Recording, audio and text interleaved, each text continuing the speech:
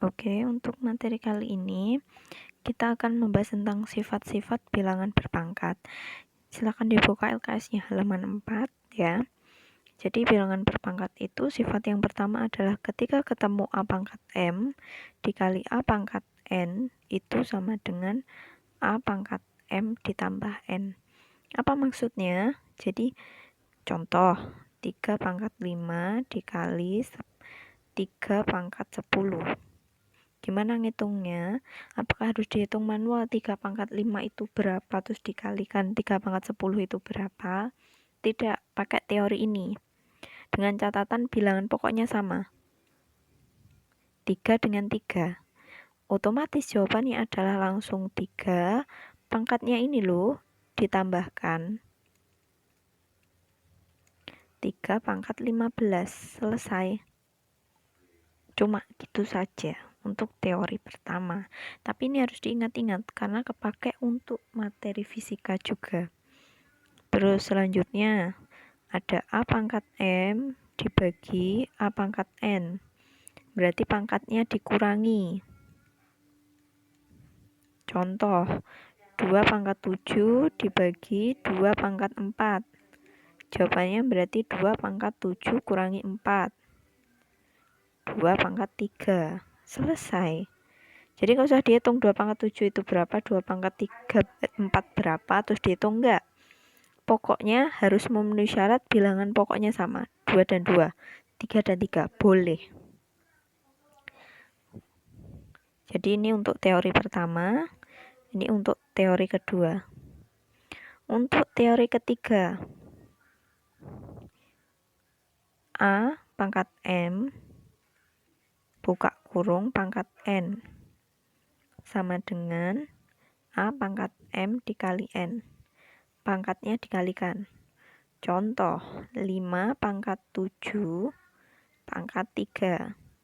Ya tinggal pangkatnya itu dikalikan. 7 kali 3 21. Selesai. Sangat mudah, pokoknya hafal.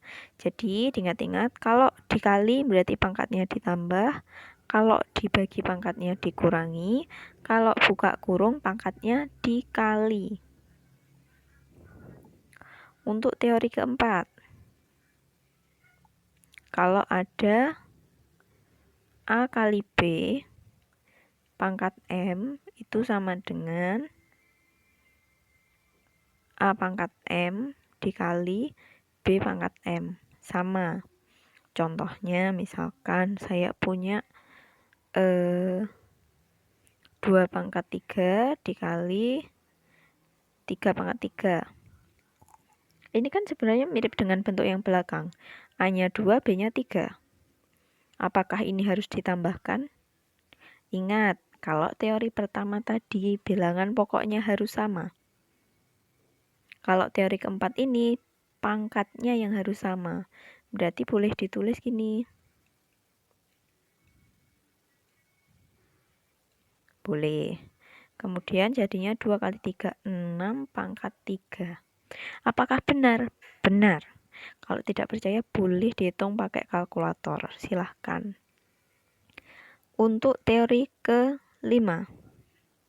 Kalau ada A per B pangkat M itu sama dengan A pangkat M per B pangkat M. Contohnya, berarti 2 per 3 pangkat 5 misalkan. Itu sama dengan 2 pangkat 5 per 3 pangkat 5. Apakah benar? Pasti benar. Ini teori. Untuk yang keenam, A pangkat 0. Pasti 1. Berapapun itu kecuali 0. Lek 0 pangkat 0 tidak terdefinisikan. Kalau 3 pangkat 0, 1. Setengah pangkat 0, 1. Min 5 pangkat 0, 1. Semua bilangan pangkat 0, 1. Oke, lanjut. Untuk teori ketujuh.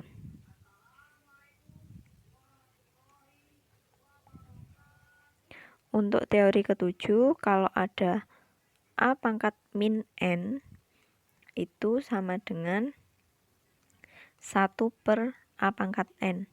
Loh, negatifnya kok hilang? Iya, negatif ini menunjukkan 1 per. Jadi kalau kamu ketemu misalkan 2 pangkat min 5, langsung saja 1 per 2 pangkat 5. Negatifnya hilang? Iya, hilang. Negatif ini untuk menunjukkan 1 per. Misalkan lagi 7 pangkat min 2, berarti 1 per 7 pangkat 2. Oke, paham ya? Lanjut. Untuk teori ke-8, teori terakhir.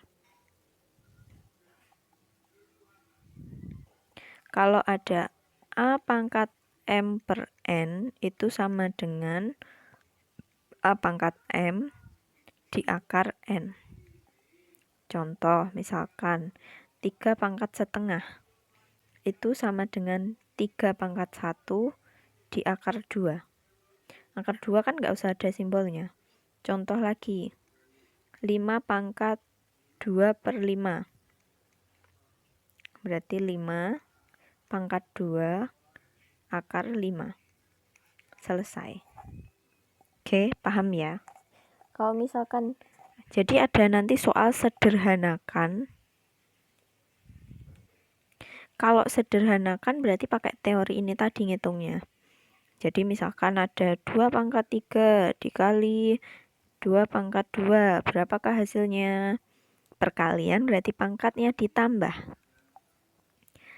Ini kalau soal sederhanakan. Kalau soal hitung nilai,